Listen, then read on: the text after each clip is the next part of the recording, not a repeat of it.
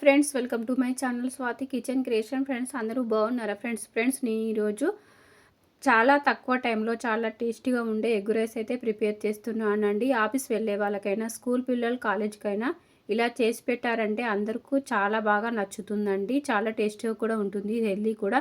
Friends, first అయితే rice అయితే cook చేసుకోవాలండి. రైస్ని అయితే ఒక బౌల్లోకి అయితే వేసుకోవాలండి.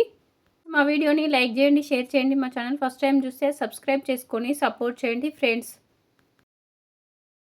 ఇక్కడ మీడియం సైజ్ ఒక ఆనియన్స్, 2-3 గ్రీన్ చిల్లీస్, 2 టమాటోస్ అయితే కట్ చేసుకొని పక్కన పెట్టేసుకోవాలి ఫ్రెండ్స్. ఇవైతే మీరు తీసుకునే రైస్ని బట్టి టమాటోస్ యాడ్ చేసుకోవచ్చండి. ఫ్రెండ్స్, ఫస్ట్ అయితే స్టవ్ వెలిగించుకొని ప్యాన్ పెట్టుకొని 2 టేబుల్ స్పూన్ల ఆయిల్ అయితే యాడ్ చేసుకోవాలండి. ఫ్రెండ్స్, ఆయిల్ వేడైన తర్వాత ఆనియన్స్ అయితే యాడ్ చేసుకొని ఆనియన్స్ అయితే గోల్డెన్ కలర్ వచ్చే వరకు ఫ్రై చేసుకోవాలి ఫ్రెండ్స్.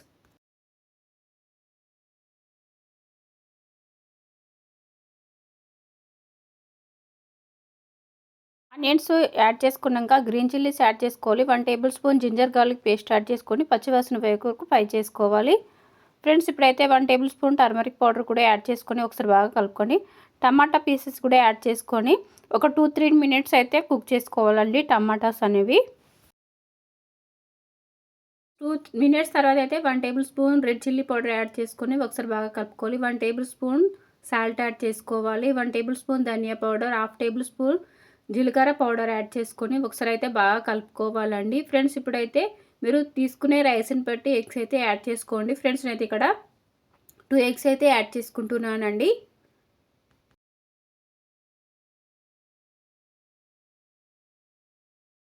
ఎగ్స్ యాడ్ చేసుకున్నాక ఒక 1 మినిట్ అయితే కుక్ చేసుకోవాలండి. కొంచెం సాల్ట్ కూడా యాడ్ చేసుకొని ఎగ్స్ యాడ్ చేసుకున్నాక ఒకసారి అయితే బాగా కలుపుకోవాలండి. ఆల్రెడీ సాల్ట్ వేసుకున్నాం కాబట్టి కొంచెం వేసుకుంటే సరిపోతుందండి. ఒకసారి అయితే బాగా కలుపుకోవాలి. ఎగ్గులో ఉండే పచ్చివాసన అంతా పోయే వరకు కుక్ చేసుకోవాలండి. ఒక 2-3 మినిట్స్ అయితే ఎగ్స్ని కుక్ చేసుకోవాలండి.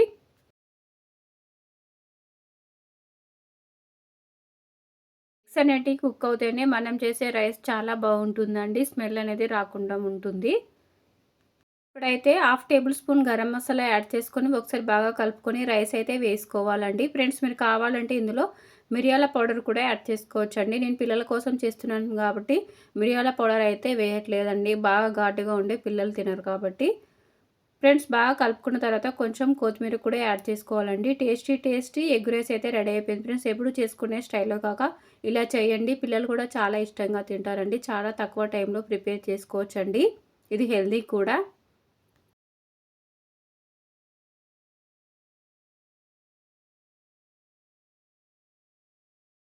వీడియోని లైక్ చేయండి, షేర్ చేయండి. మా ఛానల్ ఫస్ట్ టైం చూస్తే సబ్స్క్రైబ్ చేసుకొని సపోర్ట్ చేయండి ఫ్రెండ్స్. మా వీడియోని ఫుల్గా వాచ్ చేయండి ప్లీజ్ ఫ్రెండ్స్.